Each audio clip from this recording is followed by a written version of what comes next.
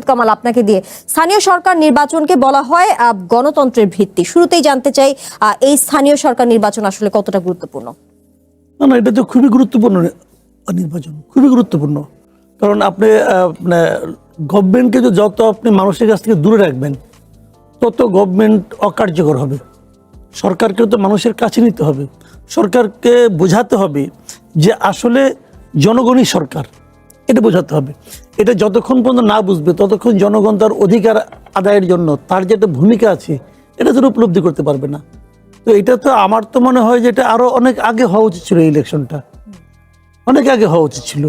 এমনকি আমার যেহেতু এটা নির্দলীয় নির্বাচন হবে, কাজে এখানে তো দলের কোনো ভূমিকার কোনো প্রশ্ন ওঠে না, দল তো এখানে নাই, নির্দলীয় হবে। আমি তো এটাও মনে করি এটা অন্তর্বর্তীকালীন সরকারের উচিত ছিল এই নির্বাচনটা করে যাওয়া, কারণ তখন এটা নিরপেক্ষ নির্বাচন হতে পারত। এখন তো আমি তো মনে করি যে দেশের সমস্ত নির্বাচন দলীয় সরকারের আয়ত্তের বাইরে রাখা উচিত, সকল নির্বাচন। এবং সেই কারণে অন্তর্বর্তীকালীন সরকার যখন ছিল তখন এই নির্বাচনটা হওয়া উচিত ছিল। তখন হয় নাই, তারা পারে নাই, অথবা তাদের কোনো রকম সীমাবদ্ধতা ছিল, অথবা আপোষ ছিল, কি ছিল আমি বলতে পারবো না, কাজটা ভুল হয়েছে আমি মনে করি। এখন যেটা হচ্ছে এটা একটু আমি মানে অতটা যে নিরপেক্ষভাবে হবে এটা আমি মনে করি না। কারণ এখন যারা ক্ষমতাসীন দল যারা আছেন তাদের একটা প্রভাব থাকবেই, হয়তো দু একটা থেকে ব্যতিক্রম হতে পারে কিন্তু কম বেশি থাকবে, এটা আমার ধারণা। কারণ এমপি যারা হন, এমপিরা তো পাওয়ারফুল লোক, তারা এলাকায় প্রভাব বিস্তার করতে চান। দেখেন এমপিরা কিন্তু নিজের মতো করে ওসিকে পর্যন্ত চান। ওই দিন আগে দেখলাম চট্টগ্রামের এক ওসি বদলি করে দিল আপনার স্থানীয় সরকার প্রতিমন্ত্রী। বাবা ওটা তো আপনার আসন না, আপনি ওটা হাত দেন কেন? ওনাকে একটা ওসিকে চেঞ্জ করার জন্য একটা প্রতিমন্ত্রীকে ডিও লেটার দিতে হলো? তাহলে তো ওই ওসিকে বাদ দিয়ে দেওয়া উচিত। ওই ওসিকে আপনি কি করবেন? আরেক জায়গায় পাঠাবেন না? তখন ওইখানে আবার তার জন্য কোন মন্ত্রী ডিও লেটার দিবে? এটা তো উচিত না। উনি এইভাবে ওনার সুবিধা হয় না, উনি দিয়ে দিয়েছেন। তো এই বিষয়গুলো কিন্তু যখন আপনার উপজেলা নির্বাচন হবে, যখন ইউনিয়ন পরিষদ নির্বাচন হবে, তখনও দলীয় এই প্রভাব থাকবে। এই প্রভাব থেকে তারা উঠতে পারবে। তাদের মন মানসিকতা তো এরকম না।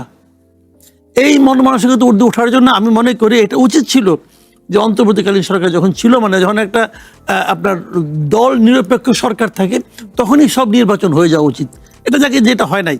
এখন যেটা হবে এটা নির্দলীয় হবে ইলেকশনটা। আমি আশা করব যে এই ক্ষেত্রে সরকারি দল যারা আছেন অথবা যে সমস্ত এলাকায় যারা যে দলের এমপি থাকুক না কোনো, সবাই যেন ওই সময় এলাকায় না থাকেন।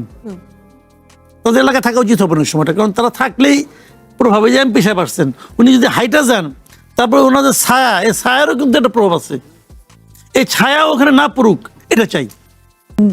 বিরোধী দলীয় চিফ হুইপ নাহিদ ইসলাম যে অভিযোগটি করেছে সেটি নিয়ে আপনার কাছে আসতে চাই যে এই যে ইলেকশন ইঞ্জিনিয়ারিং এর কথা তখন আমরা শুনতে পেতাম এবং কারচুপি করে হারানো হয়েছে যে অভিযোগ, সেই অভিযোগ যেমন মোহাম্মদ শামীম কায়সার বললেন যে রাজনৈতিক বক্তব্য হতে পারে, আবার এস.এম. সাইফ মুস্তাফিজ তার বক্তব্য দিয়েছেন। আপনি এখানে কি এই বক্তব্য কি যৌক্তিক দেখেন কিনা? হতে পারে, তো হতে পারে, কেন আমি বলি আপনাকে। মানে অলরেডি তো আমরা কিছু, যেমন সাইফ মুস্তাফিজ একটা উদাহরণ দিলেন, কিন্তু যাদেরকে প্রশাসক নিয়োগ করা হয়েছে ওনারা তো তাদের মতো করে নির্বাচনী এক ধরনের প্রচারণা চালাচ্ছেন, কিন্তু মানুষকে বোঝাচ্ছেন যে আমি এখানকার এখন তো সাময়িক সময়ের জন্য হয়েছি, আমি মানে নির্বাচিতভাবে হতে চাই। এই যে এইটাই তো আমি মনে করি যে এখানে তো এক ধরনের অসম প্রতিযোগিতা আছে। এটা তো নির্বাচন মানেটা কি রে ভাই? নির্বাচনের একদম প্রাথমিক বক্তব্যটা হলো সকল প্রার্থীকে আপনি সমান সুযোগ দিবেন। তো এই সিটি কর্পোরেশনগুলোতে যারা এখন প্রশাসক হয়েছেন তারা একটু বাড়তি সুযোগ পাচ্ছেন না? পাচ্ছেন। তো এটা কি সরকারের কাজ? একটু সহজ হিসাব তো ভাই এটা, তাই না? মনে করেন উনি একজনের উপকার করতে পারছেন, একটা এলাকায় একটা রাস্তা বানাতে পারছেন, এই রাস্তাটা আমি বানাই দেবো, যাও। উনি পাচ্ছেন বানাই দিতে, এখন বানাই দিয়ে বলেন যে তোমাদের রাস্তা আমি বানাই দিছি, সবই ঠিক আছে, ফিনিশিং একটু কাজ বাকি আছে, আমার ইলেক্টেড করো, ওই ফিনিশিংটুকু শেষ করে দেবো, বলতেই পারেন। তো এই জায়গাটা এই সুযোগটা কে করে দিছে? এই গভর্নমেন্ট করে দিছে। এটা তাদের উচিত হয়েছে? হয় নাই। বিভিন্ন জেলা পরিষদে প্রশাসক নিয়োগ করছে দলীয় লোককে। কাকে করছে? যারা আমাদের ম্যাক্সিমাম হলো যারা ইলেকশনে নমিনেশন পায় নাই অথবা ফেল মারছে, এদেরকে।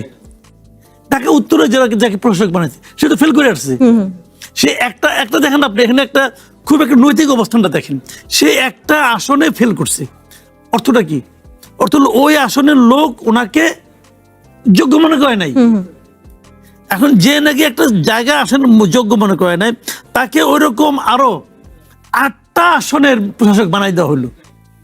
তার মানে কি সরকার জনগণের যে অপিনিয়ন, সেই অপিনিয়নকে অগ্রাহ্য করলো, বললো জনগণের অপিনিয়ন ঠিক হয় নাই, এখন এই জন্য তাকে আরো বড় জায়গায় দেওয়া হলো।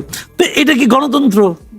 সবাই হারছে ভোটে, তাদেরকে প্রশাসক বানায়। আমার কথা এটাই যে লোকটা হেরে গেল, যে জনগণ কর্তৃক প্রত্যাখ্যান হইলো, যা মানে প্রত্যাখ্যাত হলো, তাকে আপনি জোর করে জনগণের মাথার উপরে চাপাই দিলেন, দিয়ে বললেন দিস ইজ কল্ড ডেমোক্রেসি। ভাই এটা হয় না রে ভাই, আপনি গায়ের জোরে করছেন এটা। কিন্তু এই গায়ের জোরটা আমি তো মনে করি আসলে সরকারের যে কাজটা, যার মাথার থেকে এই ব্রেনটা বেরিয়েছে, এই বুদ্ধিটা যার মাথার থেকে বেরিয়েছে, সে আসলে সরকারের প্রকারান্তরে ক্ষতি করছে। ভাই আপনি তো ক্ষমতায় আছেন, আপনি এই সমস্ত নিয়ে চেষ্টামি করছেন কেন? এই চেষ্টামি আপনাকে মানুষের কাছে হাস্যকর করে তুলছে। এবং আমি একে নিশ্চিতভাবে বলি আপনাকে, ওই লোকটা যাকে আপনি প্রশাসক বানাইছেন, তাকে হয়তো আপনি মেয়র নির্বাচনে, হয়তো আপনার স্থানীয় সরকার নির্বাচনে হয়তো আপনি তাকে নমিনেশন দিতেন, যদিও ওইগুলি নির্দলীয়। তারপরে ধরলাম আপনারা নির্দলীয় হইলেও গোপন দলীয় ভাবে তাকে নমিনেশন দিতেন, কিন্তু তাকে প্রশাসক বানানোর কারণে তার কিন্তু ভোট কমবে। ভোট কমবে এই কারণে সে তো সবাইকে খুশি করতে পারবে না। 1 বছরে সে কি খুশি করবে? তো তার মাঝখানে তার ভোটটা কমবে। আপনি তাকে ফেল করার ব্যবস্থা করলেন। এখন যখন তাকে আপনি ফেল করার ব্যবস্থা নিয়ে গেলেন, এখন তার তো ক্ষমতা আছে, তখন সে কি করবে? তখন সে ক্ষমতা প্রয়োগ করে পাস করতে চাইবে, এবং যার ফলটা কি হবে, এই নির্বাচনগুলি নিয়ে একটা ঝামেলা হবে। মানে জাস্ট একটা প্রবলেমকে ইনভাইট করা। এবং এগুলি যার মাথা থেকে বেরিয়েছে, নিশ্চয়ই কারো না কারো মহাজ্ঞানী তো থাকে 2-1 দলকে ডুবানোর জন্য, ওরকম মহাজ্ঞানী 2-1 আছেন, ওনারা এগুলো আবিষ্কার করছেন। আমি মনে করি যে ভাই সরকারকে না বুঝতে হবে। দেখেন আমাদের দেশে এই সময়ে যে সরকারটা আছে, যারা এই যে ইলেকশনটা হয়ে গেল, বিএনপি সরকারের জন্য আমি মনে করি বিএনপির জন্য এটা ছিল একটা মহা সুযোগ। বিএনপিকে যারা জীবনে ভোট দেয় নাই, তারা এবার বিএনপিকে ভোট দিছে। খেয়াল করেন, তারা যেমন হিন্দুরা বিএনপিকে একচেটিয়া ভোট দিছে, আগে দিত না কিন্তু দিছে। তো আপনি তো একটা বিরাট সুযোগ পাইছেন, বিশাল জনসমর্থন কিন্তু আপনার কাছে আসছে এবার, এটাকে আপনি কাজে লাগান। কিন্তু আপনি না লাগে সেই আগের স্টাইলে, খালি আগের স্টাইলে না, হাসিনা যে স্টাইলে চলতো সেই স্টাইলে যাওয়ার জন্য মানে ব্যস্ত হয়ে পড়ছেন। তো হয়েছে কি জানেন, নতুন বাস্তবতাকে নতুন চিন্তা দিয়ে মোকাবেলা করতে হয়। মোহাম্মদ শামীম কায়সার, মাসুদ কামাল বেশ কয়েকটি প্রশ্ন তিনি রেখেছেন, যেমন পতিত সরকারের সময় শেখ হাসিনা যে স্টাইলে যাচ্ছেন, সেই একই ধারাবাহিকতা একই স্টাইলে আপনারা যাচ্ছেন কিনা, কিংবা এই যেই প্রার্থী হেরে গিয়েছে, জনগণের সমর্থনে হেরে গিয়েছে, তাদেরকে যেই জনগণের মাথায় চাপিয়ে দেওয়া, বাড়তি সুযোগ সুবিধা দেওয়া, এই বিষয়গুলো নিয়ে কি বলবেন? যেহেতু এবার প্রতীক থাকছে না, সেহেতু বিএনপির জন্য কি আরো বেশি চ্যালেঞ্জ বেড়ে গেল কিনা, কি বলবেন? জি ধন্যবাদ। আসলে অনেকগুলো ইস্যুস, তার মধ্যে একটা জিনিস একটু বলি যে প্রথমত যে ইলেকশন কমিশনটা, এটা এখন যে ইলেকশন কমিশন, এটা কাদের দেয়া? স্বাভাবিকভাবেই এই ইলেকশন কমিশন কি বিএনপির বসানো? আচ্ছা, তারপরে কথায় কথায় ভাই বললেন অবশ্য যে এই ইলেকশন কমিশনের মাধ্যমে একটা নির্বাচন তাদের তো অনেক ভালো লাগবে। ইলেকশন কমিশনটা আসলে তার রোল প্লে করেছে, যার ফলশ্রুতিতে এখন সরকার এবং সংসদ চলছে। দ্বিতীয় বিষয় হলো যে নির্বাচন আগে পরে দেরিতে, প্রথমত হলো যে আইনের প্রতি শ্রদ্ধাশীল থাকার একটা ব্যাপার সবচেয়ে বেশি ইম্পর্টেন্ট। দেখেন খেয়াল করে যে আমরা বিগত সরকারের সময়, মানে ইনকামবেন্ট যে ইন্টারিম গভর্নমেন্ট, ওই সময় দেখেছি যে ঢাকা দক্ষিণের মেয়র ইলেকশনের যে রায়টা হলো, এই রায় হওয়ার পরেও ইশাক হোসেনকে তার চেয়ারে বসতে দেওয়া হয়নি। তো এগুলো আসলে আমরা অনেক কিছুই জানি। ভাই আরেকটা কথা বলেছেন যে আসলে আইনের প্রতি শ্রদ্ধাশীল না থাকলে যেটা হয়, দেখুন একটা কথা একটু সেলফ কন্ট্রাডিক্টরি হয়ে গেছে যে একটা আসনের জনগণ, ধরেন যাকে এখন প্রশাসক করা হয়েছে তাকে নির্বাচিত করে নাই, কিন্তু ওই আসনের উনি কি এমন যে ধরেন জামানত বাজেয়াপ্ত হয়েছে তা না, তিনি একটা বড় সংখ্যক ভোট পেয়েছেন। দ্বিতীয় কথা হলো ওই আসনের যেই ব্যবধানে তিনি হেরেছেন, ওই ব্যবধানের জনগণ তাকে ল মেকার হিসেবে, আইন প্রণেতা হিসেবে যোগ্য মনে করেনি। হাউ ক্যান ইউ, মানে কি বলে, ডিকটেট, বা আপনি কিভাবে একটা কনক্লুশনে আসতে পারি আমরা যে তাকে একজন প্রশাসক হিসেবে বা একজন মানে আইন প্রণেতা না হলেও আরেকজন অন্য একটা সেক্টরে তাকে যোগ্য মনে করবে না? এটা একটা মানে বিষয়। এমন হতো যে ওনাকে যোগ্য মনে করে নাই, কিন্তু ওনাকে বাই ফোর্স করা হয়েছে, আপনার ল মেকার বানিয়ে দেওয়া হয়েছে।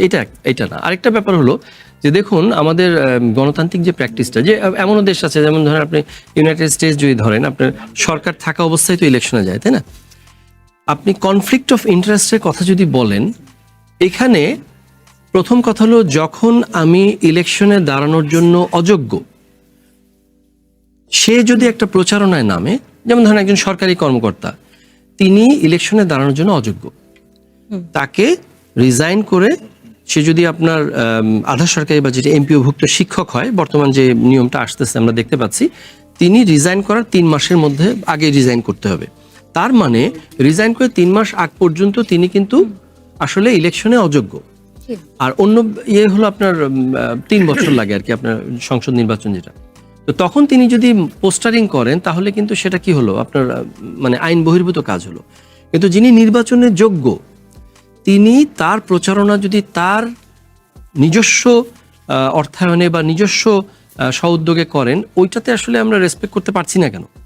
আপনি খেয়াল করে দেখেন, আমরা যদি গণভোটটাও দেখি, একটা ভোট মানে কি, you give people the freedom to decide, মানে ওয়্যার টু ভোট, আপনি হাতে দিবেন না হাতে দিবেন।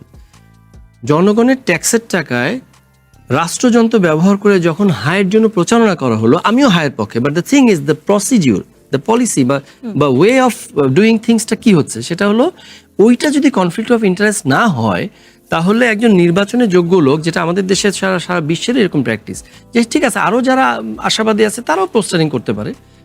এটা তো এমন না যে আমার মার্কা বের হয়ে গেছে আমি কালার পোস্টার করব, বিষয়টা এরকম না।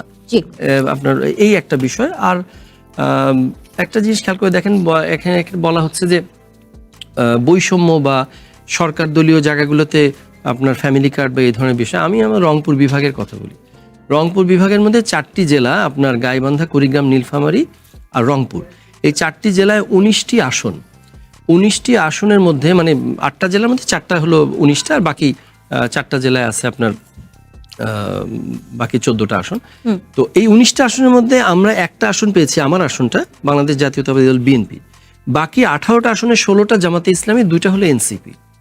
অথচ রংপুর বিভাগে যখন ফ্যামিলি কার্ড প্রথম দেয়া হলো, প্রথমে বাকি যে আরো অন্যান্যগুলো আছে 4টা জেলার যে 14টা আসন, তার মধ্যেও 12টাই পেয়েছে বিএনপি, আর 2টা হলো বিএনপির বিদ্রোহী প্রার্থী। তো সেক্ষেত্রে সবার প্রথম দেয়া হয়েছে হলো পীরগঞ্জে, যেটা আপনার বিএনপির আসনই না। জি, এবং সেখানে কি ভ্যালু দেওয়া হচ্ছে জুলাই অভ্যুত্থানকে, ওখানে শহীদ আবু সাইদের বাড়ি, সেই হিসাবে তাকে ওইখানে প্রথম ফ্যামিলি কার্ড দেওয়া হয়েছে। তো এগুলো যখন এনসিপি এবং জামায়াতের পক্ষ থেকেও বলা হয় যে বিএনপি সরকার ইতিমধ্যে ফ্যাসিস্টদের পথেই হাঁটা শুরু করেছে, যেমনটা মাসুদ কামালও একটু আগে বলেছেন বিরতির আগে যাওয়ার আগে, তো সেই ক্ষেত্রে এই অভিযোগগুলো কি কেবল রাজনৈতিক অভিযোগ বা রাজনৈতিক বক্তব্য হিসেবে আপনি গণ্য করবেন? আচ্ছা, তাহলে আমি একটু বলি যে প্রথমত যে আমাদের ওখানে যেটা হয়েছে আপনার যেমন আমাদের আসনটাই, এটা বরাবরই এটা একটা সময় লাঙ্গল অথবা নৌকার আসন ছিল। তো এবার দেখলাম হঠাৎ করে জামাতে ইসলামের ভোট এত পরিমাণ বেড়ে গেছে, তো আসলে সম্ভবত নৌকার ওরা আওয়ামী লীগের ওরা ডিসিশনটা ওইদিকে চলে গেল কিনা, এই ভোটগুলো কোথায় গেল। আর হিন্দুদের বা সনাতন ধর্মাবলম্বীদের ভোটের কথা বলা হয়েছে, আমাদের আসনে আমরা বরাবরই সনাতন ধর্মাবলম্বীদের ভোট পেতাম, আলহামদুলিল্লাহ। ওখানে প্রায় 70,000 মতো শুধু সনাতন ধর্মাবলম্বী ভোটার আমরা আগেও পেতাম, এখনো আমরা পাই, আলহামদুলিল্লাহ।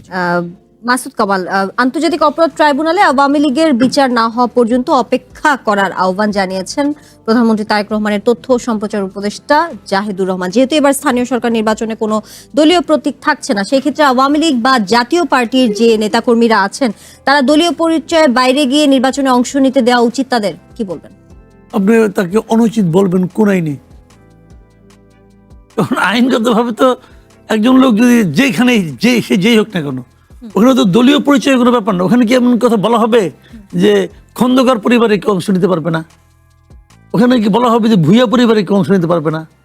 এটা পারবে না। কারণটা কি, আমাদের নির্বাচন ব্যবস্থায় কে কোন বংশের এটা কোনো গুরুত্বপূর্ণ না। আচ্ছা, ওখানে আপনি কে কোন পার্টি করতো অথবা করে, সেটা কি কোনো, ওটা যেহেতু নির্দলীয় নির্বাচন, তো তাকে তো বাদ দিতে হবে না। আচ্ছা, ধরেন আওয়ামী লীগের কথা বলি, আওয়ামী লীগ একজন লোক, সে আওয়ামী লীগ হয়তো ওই ইউনিয়নের সভাপতি ধরা যাক, অথবা ওই উপজেলা, এখন তো ইউনিয়ন পরে ইউপিটা আগে হবে, আমি ধরে নিলাম সেই ইউনিয়নের সভাপতি, ধরে যাক আওয়ামী লীগের এখন কি বন্ধ, আওয়ামী লীগের কার্যক্রম বন্ধ, আওয়ামী লীগের রাজনৈতিক কার্যক্রম বন্ধ, আর কিন্তু কিছু বন্ধ না। দেশে যত আওয়ামী লীগের অফিস আছে সবকে আপনি এই আইনে জ্বালাই দিতে পারবেন? পারবেন না। তাহলে তারা কোনো পলিটিক্যাল কাজ করতে পারবে না। খেয়াল করেন, আচ্ছা ওই লোক কি কোনো বিয়ের দাওয়াতে যাইতে পারবে? পারবে। বিয়ের কেউ দাওয়াত দিল, সে হাজির দিতে পারবে না? বলবো তুমি কি কারণে আসলা, বলতে পারবে, কারণ এটা একটা সামাজিক অনুষ্ঠান। এখন এই যে নির্বাচনটা, যেহেতু এই নির্বাচনটা অরাজনৈতিক, এখানে তো রাজনীতির কোনো স্কোপ নাই। এবং এই জিনিসটা কিন্তু, এটা আমি বললাম আমার কমন সেন্স থেকে, কিন্তু এই ডাক্তার জাহিদুর রহমান উনি আগে একটা কিন্তু অনুষ্ঠানে একবার এটা ক্লিয়ার করেছিলেন যে যারা যদি সে কোনো রাজনৈতিক আচরণ না করে তাহলে সে করতে পারবে। এখন আপনি যদি বলেন ও রাজনীতি করে, ওর প্রত্যেকটা স্টেপই পলিটিক্স, আপনি এভাবে ব্যাখ্যা করেন, তাহলে ইউ হ্যাভ টু প্রুভ, আপনাকে এটা প্রমাণ করতে হবে, প্রুভ করেন আপনি। না হলে আমার মনে হয় না, যদিও এটা আমাদের এখানে হয় না। যেমন একটা এক্সাম্পল দিয়ে বলি, সুপ্রিম কোর্ট বার, এটাও রাজনৈতিক, কিন্তু এখানেও কিন্তু ওনারা কিন্তু এই আওয়ামী লীগ আওয়ামী পন্থী করতে দেওয়া হয় না, এটা আমি মনে করি অন্যায় করা হয়েছে। এখানে বাধা হচ্ছে, কিন্তু এখানে আবার সরকার এটাকে কিন্তু প্রশ্রয় দিচ্ছে। এবং সেই ক্ষেত্রে আরেকটু আপনার সাথে যুক্ত করতে চাই মাসুদ কামাল, আওয়ামী লীগের তৃণমূলের কোন নেতা বা সমর্থক যদি নির্বাচনে অংশ নিতে চান সেক্ষেত্রে তাদের উপর হামলা নির্যাতনের ঘটনা ঘটতে পারে, সেই ক্ষেত্রে এই যে নিরাপত্তার বিষয়, ওটা অন্য বিষয়, ওটা অন্য বিষয়। কেন যে কোনো অবস্থায় কি কারণে হামলা, এটা ইম্পর্টেন্ট না। আপনি কারোর উপর হামলাই করতে পারবেন না, আপনি কারোর উপর কোনো হামলাই করতে, কি কারণে এটা বলার এখতিয়ার আপনার নেই। আমি ধরেন আপনি জানেন নিশ্চিত ভাবে যে আমি একটা দুষ্ট লোক, অতএব আমি ওখানে যাচ্ছি, আমার একটা বদ মতলব আছে, অতএব আপনি আমাকে হামলা করে ঠ্যাং ভেঙে দিলেন, এটা আপনি পারেন না। আপনি যদি মনে করেন এই লোককে যেন দুষ্টামি করবে, ওকে আপনি আইন প্রয়োগের সংস্থাকে ইনফর্ম করেন যে একটা দুষ্ট লোক ওদিকে যাচ্ছে, হয়তো একটা আকাম করবে, ওরে ফিরান, অথবা তার দিকে আপনি নজর রাখেন। কিন্তু আমাকে হামলা করার কোনো এখতিয়ার, কোনো অধিকার রাষ্ট্র আপনাকে দেয় নাই। সেই ক্ষেত্রে এই নিরাপত্তা দেওয়ার দায় কার? যেহেতু সরকারের সেই নিরাপত্তা কি দিতে পারবে, কি বলবে? পারবে কিনা সরকারি লোক কাছে জিজ্ঞাসা করেন। আপনার মতামত কি বলেন? আমরা প্রত্যাশা করি, কাছে আসবো, আমরা প্রত্যাশা করি দিতে পারা উচিত। ঠিক আছে, আমরা সেই প্রশ্ন নিয়ে মোহাম্মদ শামীম কায়সার আপনার কাছে আসবো। তার আগে এস.এম. সাইফ মুস্তাফিজ, যদি আওয়ামী লীগ বা জাতীয় পার্টির তৃণমূলের নেতাদের নির্বাচন করতে দেওয়া হয় সেই ক্ষেত্রে রাজনৈতিকভাবে তারা কি কি বাধার সম্মুখীন হতে পারে? কোনো বাধাই তো, মানে জাতীয় পার্টি তো এবার ইলেকশনও পার্টিসিপেট করেছে, তো কোনো তো বাধার সম্মুখীন হয়নি। কিন্তু যেরকম আমরা বেশ কিছু যে সুপ্রিম কোর্ট বার নির্বাচনের কথা বললাম, সেখানে তাদেরকে অংশগ্রহণ করতেই দেওয়া হয়নি, সেখানে তারা বেশ কিছু বাধার সম্মুখীন হয়েছে। সেই ক্ষেত্রে এবার যে হবে না সেটার কি কোনো নিশ্চয়তা? দেখেন, আমার এলাকার লোকজন যদি না চায় আমি ভোট না করি, এলাকার লোকজন যদি বাধা দেয়, সেটা তো আমার হাতে নেই। এমনিতে স্টেট মেকানিজমের জায়গা থেকে যদি, আমার সমালোচক যথার্থই বলেছেন, যদি তার কোনো অপরাধ থাকে, সে যদি কোনো কিছুর মধ্যে জড়িত থাকে অথবা করতে পারে, তাহলে আইন প্রয়োগকারী যে সংস্থা আছে তারা ব্যবস্থা নিবে। এবং যদি এরকম মনে হয় যে অন্য কেউ অন্য কিছু করতে পারে, মানে কেউ গায়ে হাত তুলতে পারে, সেটার ক্ষেত্রেও রাষ্ট্রের দায় আছে, তাদের নিরাপত্তা দেওয়াটাও রাষ্ট্রের দায়িত্ব অবশ্যই। মোহাম্মদ শামীম কায়সার, স্থানীয় সরকার নির্বাচন এবার যে হতে যাচ্ছে সেটি কি আসলে অংশগ্রহণমূলক হবে কিনা, এবং যে প্রশ্ন আমি মাসুদ কামাল এবং এস.এম. সাইফ মুস্তাফিজকে বলতে যাচ্ছিলাম, একটু কথা ভাই তখন যেগুলো বললেন, মানে আমার কাছে মনে হচ্ছে যে মানে কথাগুলো লজিক্যাল আমার কাছে মনে হয়নি আর কি। কারণ তিনি একটা দায়িত্বশীল জায়গায় আছেন, তিনি বর্তমানে সংসদ সদস্য, একটা এলাকায় প্রতিনিধিত্ব করছেন এবং সরকারি দলের জায়গা থেকে গুরুত্বপূর্ণ ভূমিকা রাখছেন। তো তিনি যখন কনফ্লিক্ট অফ ইন্টারেস্টের জায়গায় নতুন সংজ্ঞান করে, বা পূর্বের কোনো এক্সাম্পল বা কোনো ব্যাড এক্সাম্পল যদি দিয়ে ধরে, যে যদি ইন্ট্রিমের ওই গণভোটের বাইরে যদি আবার এখন বলে ফেলে যে না 17 বছর ধরে তো আওয়ামী লীগ এটা করেছে, এটার থেকে তো এটা বেটার, এইটা আমরা তাদের থেকে এক্সপেক্ট করি না। আমরা আশা করি যে তারা একটা গুড এক্সাম্পল ক্রিয়েট করবে, পূর্বের ভুলগুলোর সাথে তো তুলনা করার সুযোগ নেই। তারা এমন কোন এক্সাম্পল ক্রিয়েট করবে যেটা আসলে বাংলাদেশের মানুষ এক্সপেক্ট করে, যে একটা স্বচ্ছ জবাবদিহিতামূলক নির্বাচন নিশ্চিত করার জন্য সরকারি দল যথার্থ ভূমিকা পালন করছে।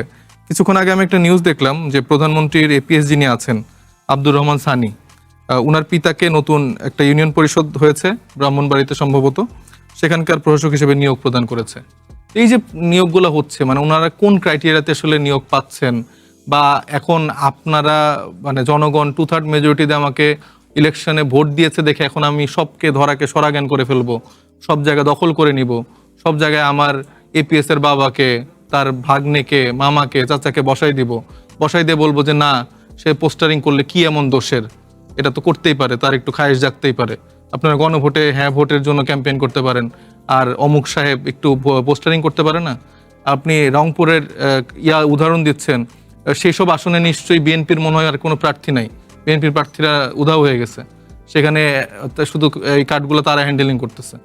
এগুলো তো ইউনো বা তাদের এটা তো আর এমপি যায় হাতে হাতে কার্ড দিচ্ছে না, নাকি এখন ওনারা হাতে হাতে কার্ড দিচ্ছে আমি সেটা জানি না। তো প্রত্যেকটা জায়গায় যেসব আসনে বিরোধী দলের লোকজন আছে, সেসব আসনেও মানে যারা হেরেছে তাদেরকে ওই ক্ষমতার জায়গাটা দেওয়া হয়েছে। এই যে কথাগুলো বলা হয়েছে, প্রত্যেকে দেখবেন যে নির্বাচনে হেরেছে অথবা বঞ্চিত, ইলেকশনে টিকিট পায়নি। তো তাদের হাতে সব কন্ট্রোল দিয়ে আপনি বলছেন যে না, শহীদ আবু সাইদকে প্রথম দেওয়া হয়েছে, ফ্যামিলি কার্ড দেওয়া হয়েছে, তাই বলে সব জাস্টিফাই করে ফেলছেন, এটা তো হয় না।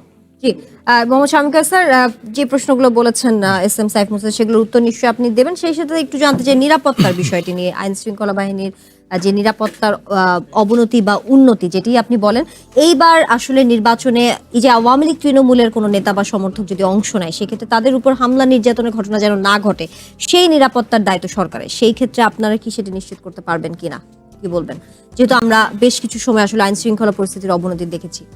যে আসলে এতগুলো ইস্যুস, তারপর এতটুকু বলি, দেখুন যে কোনো সরকার কতটা গণতান্ত্রিক এবং সে কতটা জনগণের অধিকার তাদের কাছে ফিরিয়ে দিতে চায়, এটার প্রথম প্রতিফলনটা হলো নির্বাচন। আমরা এমনও দেখেছি যে একটা সরকার আসার পরে মানে আল্লাহ এই সরকারকে 5 বছর আজীবন রেখে দাও, এরকমও আমরা দোয়া দেখেছি। এবং এমনও বলতে শুনেছি যে হাসিনার বিচারের আগ পর্যন্ত কেউ যেন নির্বাচনের নাম মুখে না আনে, এ ধরনের কথাবার্তা আমরা শুনেছি।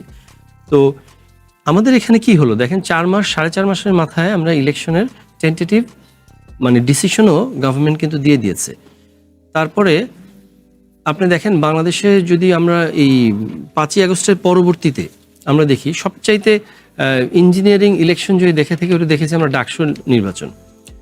খেয়াল করে দেখবেন যে সবচাইতে মানে স্বনামধন্য বিদ্যাপীঠের সবচাইতে শিক্ষিত সমাজ যারা এই নির্বাচন পরিচালনা করছেন, তাদের অ্যারেঞ্জমেন্টে হাতের কালি মুছে যাচ্ছে। যেখানে এই বিগত ত্রয়োদশ জাতীয় সংসদ নির্বাচনের হাতের কালি 2-2.5 মাস পর্যন্ত, 3 মাস পর্যন্ত যাচ্ছিল না। আমাদের একটা পাইলট প্রজেক্ট শুরু হচ্ছে, তখনও কালি মুছে নেই, অথচ ডাকসু নির্বাচনে হাতের কালি দেওয়ার পরপরই সাথে সাথে মুছে যাচ্ছে। এরকম আমরা দেখেছি, মানে এত সুন্দর নির্বাচন আমরা দেখেছি। আচ্ছা, এখন যে বিষয়টা এখানে কথা আসছে, দেখুন আমরা তো অলরেডি বললামই যে আমাদের ম্যানিফেস্টো যেটা, সরকারের ম্যানিফেস্টো যেটা, এই যে প্রশাসক, এই জিনিসগুলো কিন্তু একটা টেম্পোরারি একটা সলিউশন। একজন ইউনো সাহেব বা একজন ডিসি সাহেব যখন 67টা কমিটির সভাপতি, আবার পাশাপাশি উনি যখন পৌর প্রশাসক, উনি যখন উপজেলা প্রশাসক, উনি যখন আবার পলাতক চেয়ারম্যানদের আবার ওই সমস্ত ইউনিয়নের প্রশাসক, এইভাবে পদাধিকার, আবার উনি উপজেলা নির্বাহী কর্মকর্তা, আবার উনি 67টা কমিটির সভাপতি, এটা অ্যাকচুয়ালি স্ট্যাগনেন্ট হয়ে যায়, তখন আর কাজ করে না। তো এখন যে প্রশাসকগুলো ওই কারণে বসানো হয়েছে, যখন প্রশাসক বসানো হয় বা এই ধরনের অ্যাডমিনিস্ট্রেটিভ দায়িত্ব কাউকে দেওয়া হয়, তখন কাকে দিবে? যে আমার 31 দফার অ্যালাইন থাকবে, নাকি যে আমার 31 দফাকে চ্যালেঞ্জ করবে? তো স্বাভাবিকভাবে আমার কাজটা কি হবে, যে কোনো অ্যাডমিনিস্ট্রেটরের কাজ কি হবে, দ্রুত ওই স্ট্যাগনেন্ট কাজগুলোকে একটা প্রশাসক বা এই ধরনের একটা সলিউশনে আপাতত জটটা খুলে দিয়ে তারপরে দ্রুত নির্বাচন দেওয়া, সেই পথেই তো আমরা হাঁটতেছি। তো এখানে তো ওয়ারিড হওয়ার তো কিছু নাই। আরেকটা হলো, আপনি যে আইন শৃঙ্খলার কথা বললেন, দেখুন অন্যান্য আসনের কথা জানি না, আমাদের আসনে আওয়ামী লীগের যারা, আচ্ছা একটা বিষয় হলো যে নির্দলীয় যে কথাটা বলা হচ্ছে, নির্দলীয় বলতে কিন্তু আসলে কেবলই দলীয় মার্কাটা এখানে নাই। বাকি ভিতরে যে ইলেকশন করতেছে, যিনি ক্যান্ডিডেট দেখবেন, উনি আইদার স্বেচ্ছাসেবক দলের অমুক বা মূল দলের অমুক, অথবা তিনি জাতীয় পার্টির কথা যেমন ভাই বললেন যে জাতীয় পার্টি তো ইলেকশন করছে, Jatiya party is no more a party, মানে ইন টার্মস অফ মানে পিপলস রিপ্রেজেন্টেশন, মানে জাতীয় পার্টি আসলে অনেক আগে থেকেই তারা দেউলিয়া পার্টি। সো ওদের আসলে এখন ওই জনপ্রতিনিধিত্ব ওইটা নাই। তো জাতীয় পার্টির ইলেকশন করা মানে আরো টম ডিক হ্যারির ইলেকশন করার মতো একটা অবস্থা আর কি। কিন্তু আওয়ামী লীগ আর জাতীয় পার্টিকে এক ধরলে হবে না, কারণ আওয়ামী লীগ এটা দীর্ঘদিন ধরে রন্ধে রন্ধে, এটা একটা মানে কি বলবো, এটা একটা ব্যাধির মতো। সো এই কারণে আমার আসনে আমি যেটা বুঝি যে আমাদের যদি একটা উপজেলা একটা আসন, ওখানে 17টা ইউনিয়ন একটা পৌরসভা, তো ইউনিয়ন পরিষদ নির্বাচনে যেটা হবে, আওয়ামী লীগের ম্যাক্সিমামরাই পলাতক এবং মামলা খাওয়া। তো ওরা আপনার ওদের অপকর্মের কারণে যে অবস্থা আছে, তারা ইলেকশনে দাঁড়ানোর সাহস পাবে বলে আমার মনে হয় না। দুই একজন যদি দূর থেকে দাঁড়ায় ফেলে, তাদের কোনো ক্যাম্পেইন করার সেই ইয়েটা অন্তত আমার আসলে আছে বলে আমি ওটা মনে করি না। বাকিদেরটা অবশ্য তারা অ্যানালাইসিস তো করতে সব পারবেন। দিক দিয়ে বিবেচনা যদি করে আইন শৃঙ্খলা বাহিনীর যে বরঞ্চ পরিস্থিতি, আওয়ামী যেটি লীগ নিয়ে যদি সবসময় participate বিতর্ক করে। হয়। কামাল, জাতীয় নির্বাচনের পর আমরা প্রতিহিংসার রাজনীতি দেখেছি। স্থানীয় সরকার নির্বাচনে এই প্রবণতা বরাবরই বেশি থাকে বলতে পারেন। সেই প্রতিহিংসার রাজনীতির সংস্কৃতি যেটি আছে, সেটি বন্ধে এই মুহূর্তে নির্বাচন কমিশন এবং সেই সাথে যে রাজনৈতিক দলগুলো আছে তাদের ভূমিকা কি হওয়া উচিত? প্রথম তিনটি যদি আপনি বলেন। প্রথমত আমি আপনাকে একটা জায়গায় বলি, জাতীয় নির্বাচনের পরে প্রতিহিংসা রাজনীতিকে আমরা খুব দেখেছি, আমার কাছে কিন্তু মনে হয় না। জাতীয় নির্বাচনের পরে অনেকে মৌখিকভাবে বলেছেন জি। ঠিক হয় না, বেশি হয় না। যে আমাদের এখানে একজন পাস করেছেন, উনি কি প্রতিহিংসা দেখিয়েছেন? আরেকজন ফেল করেছেন, উনি কি প্রতিহিংসামূলক আচরণ করেছেন? করেননি তো। ইলেকশন তো একজন পাস করবে আর বাকিরা পাস করবে না তো। কারণ এক ভোটের ব্যবধানে যে বেশি পাবে সে জিতবে। কাজে আমার মনে হয় না এবার জাতীয় নির্বাচনের পরে আমরা খুব একটা প্রতিহিংসা দেখেছি, আমার মনে হয় না। আর দ্বিতীয় কথা হলো, প্রতিহিংসা দেখাটা উচিত না। ইলেকশনকে সবাইকে মেনে নিতে হবে যদি ভোটটা ঠিক হয়। এবারও কিন্তু ভোট নিয়ে আপত্তি উঠেছে, আপত্তি উঠেনি তা আমি বলবো না, আপত্তি উঠেছে। কিন্তু আমার কাছে মনে হয় যে সেই আপত্তি এত বড় একটা নির্বাচনের প্রেক্ষিতে মানে অত বেশি না। অত বেশি হলে হয়তো এটা নিয়ে আরো হইচই হতো। কিন্তু স্থানীয় সরকার নির্বাচন যেটা প্রথমত হবে আপনার ইউনিয়ন পরিষদ। ইউনিয়ন পরিষদ নির্বাচনগুলি সম্ভবত একবারে হবে না, আমি জানি না। আগের বারগুলিতে আমরা দেখছি যে 4-5 দফায় হয়। তো যদি একবারে না হয়, যদি হয়, আমার মনে হয় ওগুলি নিয়ে একটু ঝামেলা হতে পারে। কারণ একদম স্থানীয় পর্যায়ে তো, যেমন ধরেন আপনার বিভিন্ন জনের অংশগ্রহণ, যেহেতু এখানে কোনো দল থাকবে না, হয়তো বিএনপির 5-6জন ক্যান্ডিডেট হয়ে যাবে, সব দলের একাধিক ক্যান্ডিডেট হবে। কাজে এখানে আঞ্চলিকভাবে স্থানীয় নানা রকম এলাকা ভিত্তিক সমস্যাও থাকে। স্থানীয় সরকার নির্বাচনে সব সময় সংঘাত হয়, সব সময় হয়। খালি আওয়ামী লীগের শেষ দিকে হতো না, কারণ ওটা তো সবই তার। কাজে ওটা নিয়ে কোনো, ওটা তো ইলেকশন কিনা যায় না, কিছু একটা হইতো আর কি। তো ওখানে খুব একটা মারামারি তাও হইতো। কাজে এটা কিছুটা হবে। কিন্তু যত এটা নাকি আপনার উপরের দিকে আসতে থাকবে, যখন উপজেলা নির্বাচন হবে, পৌরসভা নির্বাচন হবে, অথবা সিটি কর্পোরেশন নির্বাচন হবে, আমার কেন যেন মনে হচ্ছে যে ওই নির্বাচনগুলি নিয়ে মানে ওগুলো অবাধ নিরপেক্ষ হবে এরকম আমার মনে হয় যে একটু ঝামেলা হতে পারে।